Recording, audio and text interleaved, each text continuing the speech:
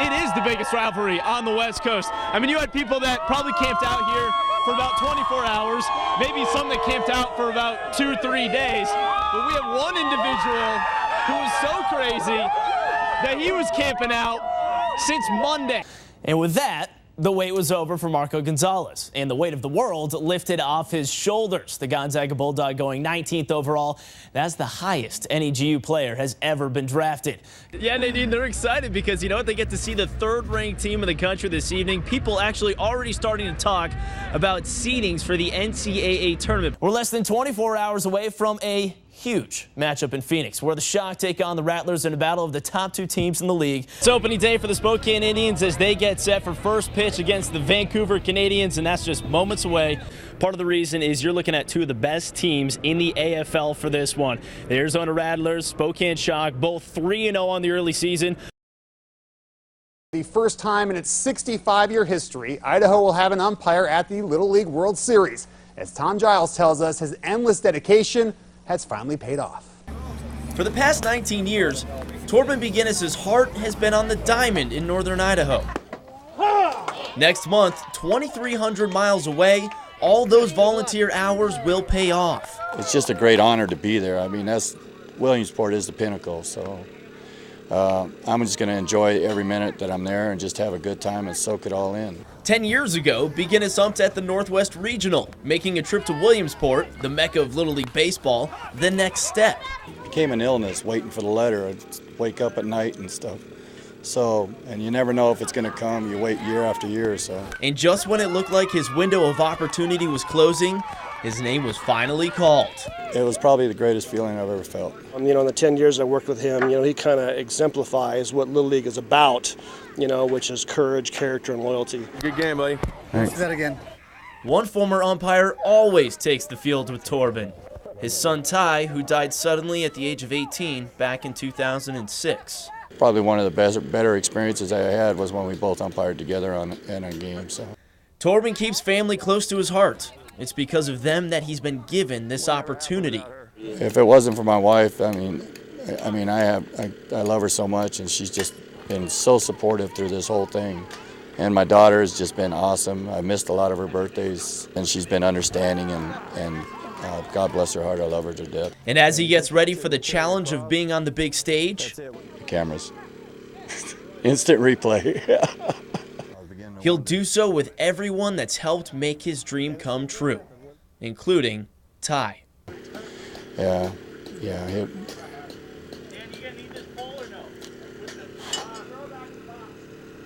He'll be there. He's always here. Forever in his heart and on the field. For KXLY 4 HD Sports, I'm Tom Giles. Coming off a pair of blowout losses and playing without Devontae Lacey, not many of us expected the Cougars to keep things close against 15th-ranked Colorado. But maybe there's magic in Spokane Arena. The Cougs playing at home, away from home in the first half. In transition, Royce Woolridge to Q Johnson for the dunk. Johnson had 10 points, 11 assists for Woolridge. Moments later, DJ Shelton finds Junior Loggers for the big 2. Cougars with a 25-23 lead. And they add to it right here. Shelton kicks it out to Dexter Kernick-Drew for the 3. He had a game-high 24 points. Cougs by 6 at the half. Second half, Woolridge on the floor hustling, finding DJ Shelton, and he just beats the shot clock on this one. DJ had 14 points, 12 rebounds. Washington stayed up by 2 with under 6 minutes to play, but the Buffs come back. Xavier Talton hits the 3 from the corner. CU takes a 3-point lead. They hold on to that 3-point lead until 10 seconds to go. Q Johnson, the 3 to tie it, he hits it. The Colorado had a chance to win it. Askia Booker's shot goes off the back iron, so we go to overtime. And in OT, well, the Buffs take over. Josh Scott had 8 points in the extra frame, 2 of them right there, as the Buffs beat the Cougs and escape. 71-70 your final. Despite a pretty good effort, WSU falls to 0-3 in Pac-12 play, but Ken Bone at least encouraged by his team's progress. Yeah, I like the way we competed against a really good team, and I thought tonight was our best effort.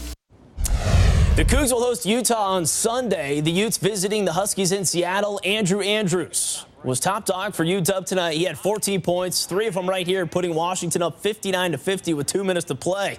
But Utah came storming back. DeLon Wright with a 3 for the win right here.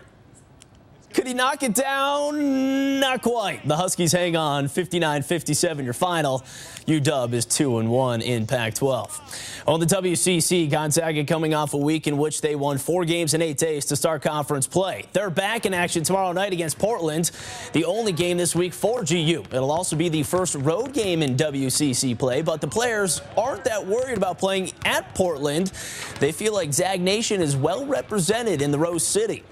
There's tons of Zag fans there. We'll have highlights tomorrow night at 11. All right, to high school wrestling now, where defending 3A state champion University was visiting Meade, the only 2 teams still unbeaten in the GSL. It was senior night for the Panthers, but Brandon Clark didn't care too much about that. He gets the pin over Max Peterson to give U High the early 6-0 lead. Tate LeClaire answers for Meade, takes down Braden Gamble, gets the near fall and wins by major decision to get the Panthers back within 2. Then Sam Davis gives Meade the lead. Takes down Zach Martins. Davis won 9-3. Panthers go out in front, but back comes U High. Austin Stannard wrestling up at 195 against Kevin McLean. Stannard gets the pin, and the Titans take a 22-10 lead. And it's tough to beat Tate Orndorff at 285. He's a big boy, and he's a junior, but he finished second at state a year ago. Gets the pin over Blaine Burt right there as University remains unbeaten. They beat Meade 38-20. Oh, my gosh. That's big guy, incredible. huh? No kidding. I wouldn't want to have to battle that. No, you wouldn't. No. Oh. Well, guess what? Open wide.